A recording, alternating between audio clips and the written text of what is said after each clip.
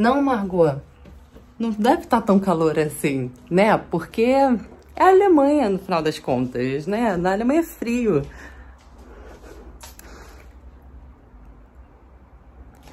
A luminária de lava tá funcionando sem estar ligada.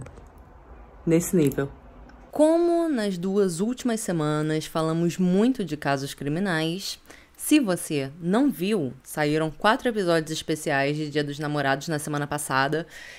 Assiste lá, né? Então, depois, caso você não tenha assistido... Calma aí que eu acho que eu tô muito longe do microfone.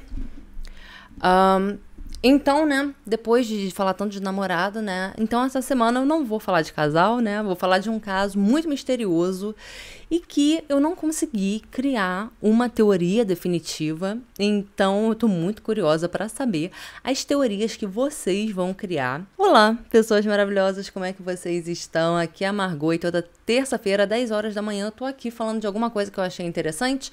Pode ser um caso criminal, pode ser uma teoria da conspiração, um caso curioso, misterioso, tipo o caso de hoje.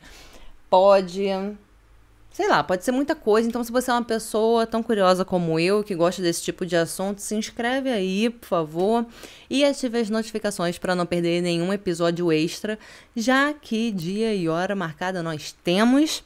O mesmo vale para quem estiver ouvindo esse episódio, lembrando que os episódios são multiplataformas, são lançados sempre simultaneamente no YouTube e nas plataformas de áudio. Vocês estão vendo aqui que o layout está diferente, porque tá insuportável de calor nessa terra, nessa Alemanha de meu Deus.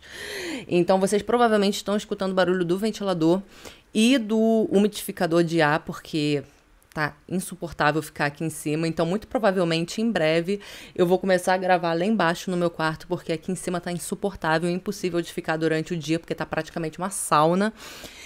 E eu acho que eu vou fazer, sabe o que? Uma tour pelo meu apartamento e vou botar lá no meu canal secundário, que o link vai estar na descrição.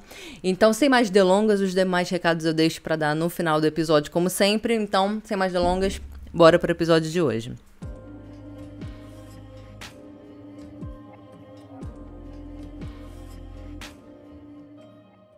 O Bryce nasceu em abril de 1994 e seus pais eram Karen e Michael Laspisa.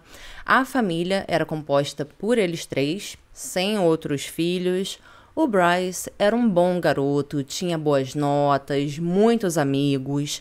Quando chegou na adolescência, ele gostava de festas, mas nada muito crazy, né? Ele era um adolescente normal. Então, em 2012, ele terminou o ensino médio na Naperville High School, em Illinois, e depois ele foi para a Califórnia, para uma cidade chamada Chico, para começar a estudar desenho industrial na Sierra College. Mais uma vez, ele se deu muito bem na faculdade. Ele tinha boas notas, muitos amigos, começou a namorar também uma menina que se chamava Kimberly Sly, e ele também tinha um colega de quarto que se chamava Sean Dixon. O Bryce terminou o primeiro ano com boas notas e foi para casa dos pais dele, que ficava em Laguna Niguel, que também é uma cidade lá na Califórnia, mas fica bem longe da cidade que o Bryce morava, tipo umas 8 horas de carro, mais ou menos. E aí, né, como eu falei, ele foi pra lá pra passar as férias de verão com a família e foi ótimo. Eles se divertiram muito, tiveram um bom tempo juntos. No final das férias, os pais dirigiram, né, com o Bryce até a casa dele, para ele poder começar o segundo ano da faculdade, e depois eles voltaram para casa. Então eles só levaram o Bryce de novo, acompanharam, né, para ele não dirigir sozinho, e depois eles voltaram para casa. Tudo parecia bem e parecia normal, ele parecia feliz, tudo normal. E isso foi em agosto de 2013. Lembrando que aqui no hemisfério norte o verão é no meio do ano, né? Como vocês bem podem perceber que eu tô aqui passando mal de calor. Ou seja, né, o ano letivo começa lá pro final de agosto, começo de setembro, mais ou menos. 2 semanas antes do caso acontecer, umas 2 semanas depois que o Bryce tinha voltado, né, pra casa dele, né, pro apartamento dele, lá na faculdade, o Bryce começou a agir de uma forma muito estranha. Ele começou a beber muito e, tipo, não era cerveja não, eram umas bebidas, assim, bem pesadas. E começou a usar um remédio controlado que se chamava Vyvanse pra ficar acordado jogando videogame. Agora, em algumas fontes, diz que o Bryce tinha TDAH e usava esse remédio, né, pra doença. Porque esse remédio é um remédio para TDAH. E já outras fontes dizem que ele não tinha TDAH e ele estava usando esse remédio para ficar acordado, jogando videogame. Mas todas as fontes afirmam que ele estava, sim, usando esse remédio. E remédio para TDAH, né, amores, é uma coisa séria. Pode causar depressão, pode causar surto de violência, surtos psicóticos. E isso sem misturar com álcool, né? Então, vamos lembrar aí que o Bryce estava tomando esse remédio e ele estava bebendo todos os dias. Então, vê daí. O Bryce usava um par de brincos. O Bryce usava um par de brincos de diamante que ele tinha ganhado de presente da mãe dele. No dia 28 de agosto de 2013, o Bryce deu esses brincos de presente pro Sean e também deu o Xbox dele pro colega de quarto. Depois disso, ele saiu de casa. Depois, né, de um tempo tentando entender o que tinha acontecido, né, por que o Bryce tinha dado os presentes, digamos assim, pra ele, né, o Sean ligou pra casa dos pais do Bryce e contou, né, que o Bryce estava agindo de uma forma estranha e que ele estava preocupado com ele, né, com o Bryce. E que era pros pais, né, conversarem com ele pra ver o que estava acontecendo na vida dele, né, por que ele não estava agindo de forma normal, né? Como ele sempre tinha agido. Quando o Bryce saiu de casa, ele dirigiu 140 quilômetros até a casa da Kimberly, da namorada dele, e terminou com ela. E aí ela pegou as chaves do carro dele e o celular dele e ligou para casa dos pais dele, né? Ela se desculpou por estar ligando assim para casa deles, mas ela falou que o Bryce estava agindo de uma forma muito estranha e que ela tinha pego, acho que é pego, né? As chaves do carro dele, porque ela não queria que ele dirigisse assim. Então, nesse ponto, né, os pais dele não sabiam o que estava acontecendo, né, porque eles não tinham noção, eles moravam bem longe, né, de lá. E naquele dia, né, as duas pessoas mais próximas do Bryce estavam ligando para eles, né, para dizer que tinha alguma coisa errada com o Bryce. A Karen, a mãe do Bryce, pediu para Kimberly colocar o Bryce no telefone e os dois começaram a conversar. O Bryce diz que não tinha nada errado, que ele só tinha terminado com a Kimberly e que não tinha sido um término amigável, um término bonito, e que ele queria voltar para o apartamento dele, mas a Kimberly tinha pego as chaves dele. A Karen não acreditou muito nele, porque o Sean já tinha ligado para ela, né, naquele dia.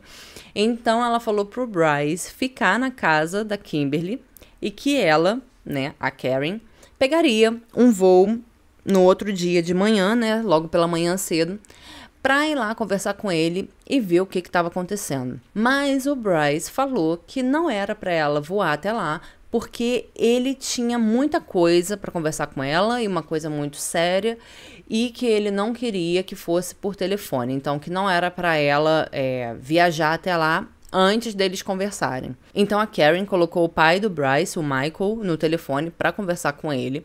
O Michael perguntou o que estava acontecendo e o Bryce repetiu o que ele tinha falado para Karen. E aí ele falou que ele só queria ir para casa e pediu para que algum deles, que algum deles, né, ou algum dos pais, pedisse para Kimberly devolver a chave dele para que ele pudesse voltar para o apartamento dele.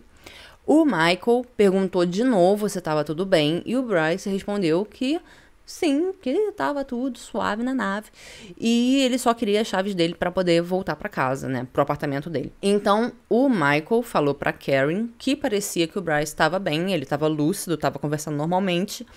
E ele estava parecendo bem normal. Então, que ele achava melhor, né? Que eles realmente pedissem pra Kimberly devolver a chave pro Bryce. Ele falou que ele achava melhor, porque aí quando o Bryce estivesse no apartamento dele, né, tivesse voltado para o apartamento dele, ele poderia conversar com o Bryce melhor e entender o que estava acontecendo. E aí a Karen pegou o telefone e falou pro Bryce ligar para ela assim que ele chegasse em casa e pediu para Kimberly devolver a chave do carro pro Bryce.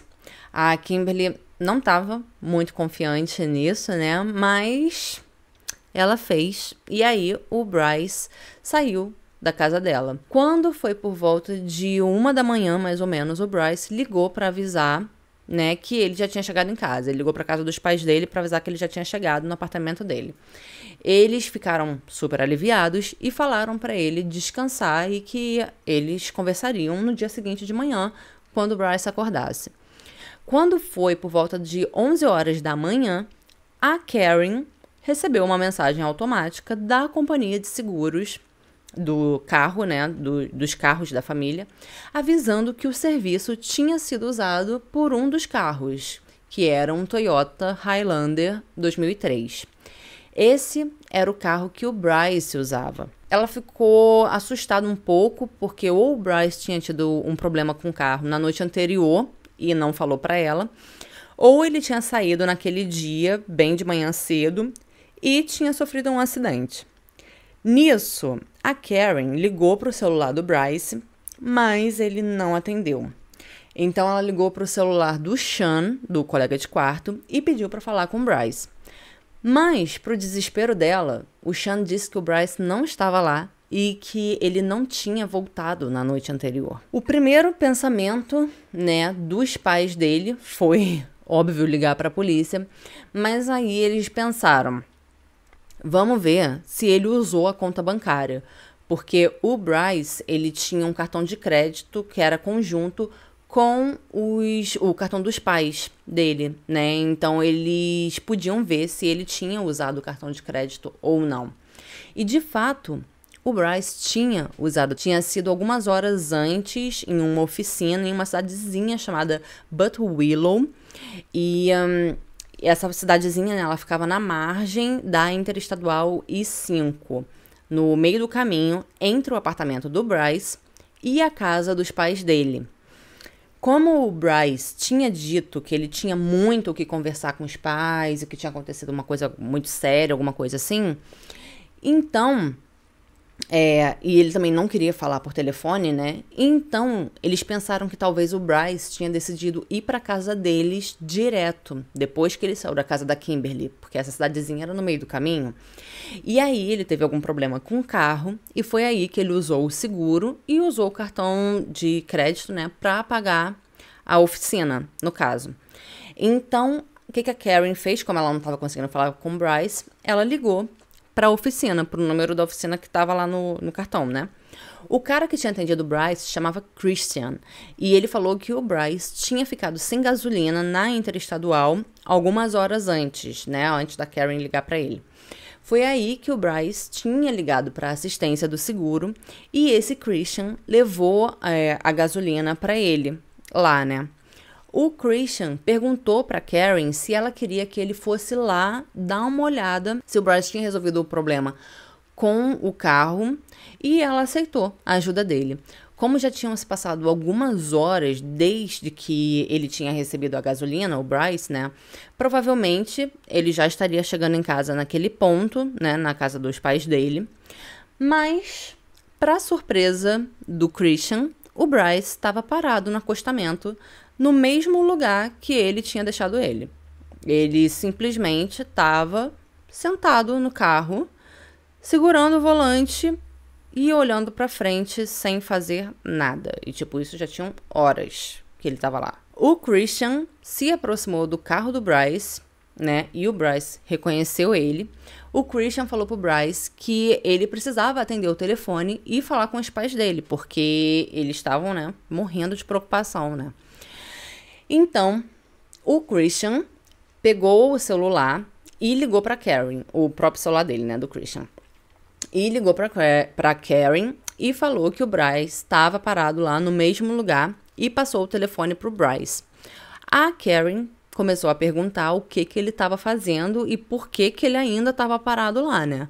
E o Bryce, ele só respondia que ele não estava fazendo nada, mas não dizia o motivo de ele estar parado lá, né? Por que ele estava parado lá e não tinha continuado a viagem. A Karen insistiu para que ele começasse a dirigir e fosse direto para casa, né? No caso, para casa deles, da família. Depois de algum tempo, o Bryce falou, tipo, beleza, tô indo. O Christian pegou o telefone, né, e falou pra Karen que ele iria voltar pra oficina, enfim, e aí eles se despediram ali. O tempo de viagem entre onde o Bryce estava e a casa dos pais dele era cerca de, tipo, umas 3 horas, né, mais ou menos, dependendo da velocidade. Então, os pais dele estavam esperando que o Bryce chegasse por volta das 3 horas da tarde. Mas o Bryce não chegou. Mas quando foi por volta das 6 da tarde e o Bryce ainda não tinha chegado, eles fizeram o quê? Eles ligaram para a polícia e declararam o Bryce como desaparecido, né? A polícia entrou em contato com a operadora de celular do Bryce para tentar triangular, né, a localização dele, porque o celular dele estava ligado. Ele só não estava atendendo o telefone. E adivinha só, ele ainda estava em Bottom-Willow. E ele só tinha dirigido, tipo, alguns quilômetros até o estacionamento de um hotel nesse tempo todo. Uma patrulha da cidade foi enviada até lá, né, para ver se o Bryce estava lá ou se era só o celular dele que estava lá. E sim, ele estava sentado no carro, segurando o volante e olhando para frente. O policial abordou o Bryce e depois relatou que o Bryce estava agindo normal. Ele fez um teste de sobriedade e o Bryce passou.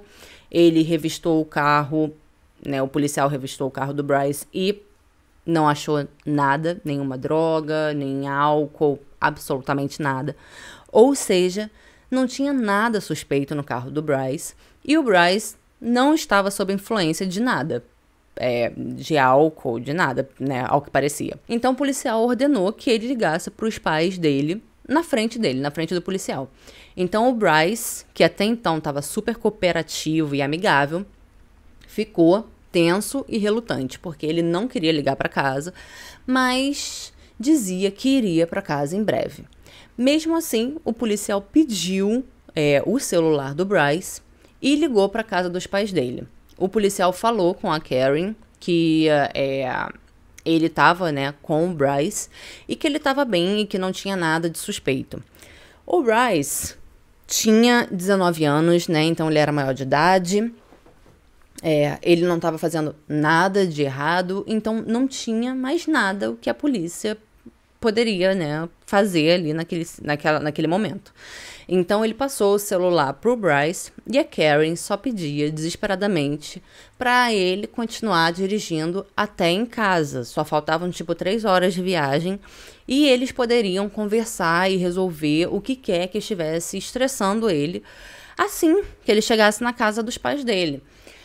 O Bryce pediu desculpa para a mãe dele, né, e falou que chegaria em casa em algumas horas. Então, o policial, né, acreditou. O policial acreditou no Bryce e foi embora. Nesse ponto, já fazia umas 9 horas que o Bryce estava parado lá em Bottom-Willow e só fazendo nada, sentado no carro, olhando para frente. Um pouco depois, tipo umas 2 horas depois, o Christian, o mecânico, ligou para Karen para perguntar se o Bryce já tinha chegado em casa, né, porque ele estava curioso. Ela falou que não e contou o que tinha acontecido. Ele perguntou se ela queria que ele fosse até o estacionamento desse hotel para ver, né, se o Bryce ainda estava lá. Mas ela falou que não precisava. Imagina que isso era muita gentileza dele, mas que ela tinha certeza que o Bryce já estaria chegando em casa naquele ponto, né, naquela hora. Mas, depois que a Karen desligou, o Christian ficou com isso na cabeça, né? E aí ele decidiu ir ver se o Bryce já tinha saído de lá, só por desencargo de consciência. E como era uma cidade pequena, então era tudo muito perto. E não, o Bryce ainda estava parado lá no mesmo lugar. O Christian foi até o Bryce e falou com ele que os pais dele estavam desesperados e que ele precisava ir para casa imediatamente, naquele momento. Inclusive, o Christian falou que iria seguir o Bryce pela interestadual. E assim ele fez. Ele foi seguindo o carro do Bryce por cerca de 1 hora pela interestadual. E quando eles chegaram no último retorno, né, para Bottom-Willow, o Christian buzinou para o Bryce, se despediu e voltou para a cidade, para Bottom-Willow. Mas, enquanto ele estava seguindo o Bryce, né, ele ligou para os pais dele, o Christian ligou para os pais do Bryce, e avisou o que tinha acontecido, que agora o Bryce estava indo para casa, porque ele estava seguindo o Bryce. Depois que o Christian se despediu do Bryce, a Karen ligou para o Bryce. E eu fico falando Karen, né? Mas são os pais, né? Ora era ela, ora era o Michael. Eles ligaram para o Bryce para perguntar aonde ele estava e pedir alguma referência do caminho, né? Para eles saberem mais ou menos aonde que ele já estava no trajeto. Mas ele não dava referência nenhuma. Ele dizia que estava muito escuro e que não dava para ver nada e coisas desse tipo, né? Ele ficava dando desculpas. Quando foi por volta de 2 horas da manhã do dia 30, o Bryce ligou avisando que ele iria parar o carro para dormir um pouco. Se ele não dormiu enquanto ele estava parado lá em Bottom-Willow, nesse ponto ele já estava acordado há mais de 24 horas, né? Os pais dele não gostaram dessa ideia, óbvio, mas eles entendiam que se o Bryce continuasse dirigindo, né, naquele nível de cansaço, ele poderia sofrer um acidente, porque é muito perigoso, né? Então eles falaram pro Bryce, ok, descansa, mas liga assim que você acordar. Tipo, para no acostamento, dorme um pouco e liga assim que você acordar. Quando foi um pouco depois das 8 da manhã, a campainha da casa deles tocou, né? E eles ficaram super aliviados, pensando que era o Bryce. Mas, na verdade, era um policial perguntando se eles tinham um Toyota Highlander 2003. Eles disseram que sim, que era o carro que o filho deles dirigia, né? O policial avisou que eles tinham encontrado o carro acidentado no fundo de um precipício. Não era um precipício mesmo, absurdo, né? Tipo, mega alto. Tinha uns 8 metros de profundidade, mais ou menos. Mas isso foi perto do lago Castaic. E esse lago fica no meio do caminho entre Bottom-Willow e a casa dos pais do Bryce. Dentro do carro estavam o celular, o computador, a carteira, tudo do Bryce, né? A mochila dele, tudo estava dentro do carro. Além disso, tinham apenas 2 gotas de sangue dentro do carro. A janela traseira estava quebrada, ou seja, o Bryce sobreviveu ao acidente sem nenhum ferimento externo sério, né? Ele quebrou a janela e saiu do carro. Mas essa foi a última evidência do paradeiro do Bryce.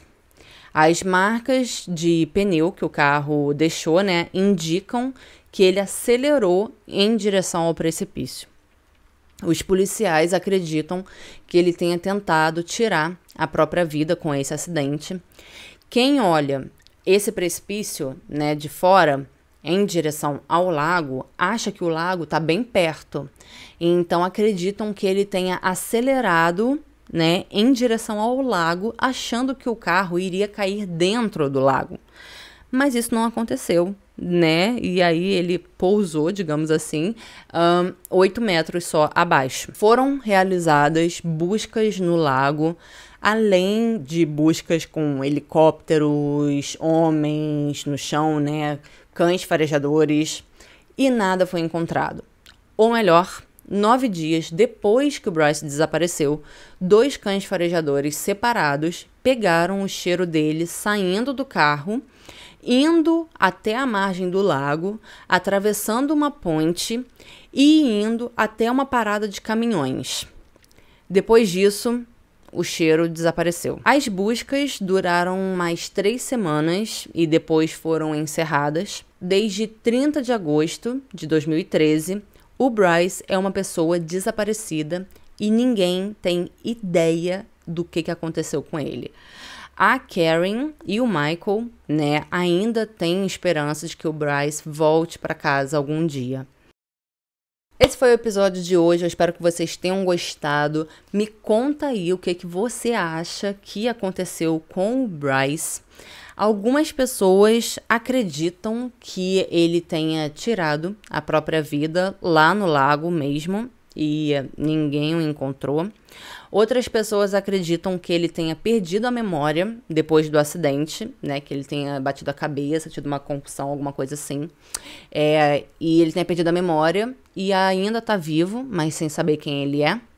Há quem acredita que ele simplesmente deixou tudo pra trás e começou uma nova vida. Enfim, o que você acha que aconteceu? No episódio de hoje, eu quero mandar um beijo especial pra uma pessoa que vocês conhecem aí dos comentários, que comenta quase todos os vídeos, como Nikolai Underhill. Mas eu conheço essa criatura como Diego. Você, Diego, achou que eu não ia descobrir que era você, né? Você, meu querido, é a única pessoa que me chama de fofa e elogia minhas bochechas. Demorou, mas eu descobri que era você. Tudo bom?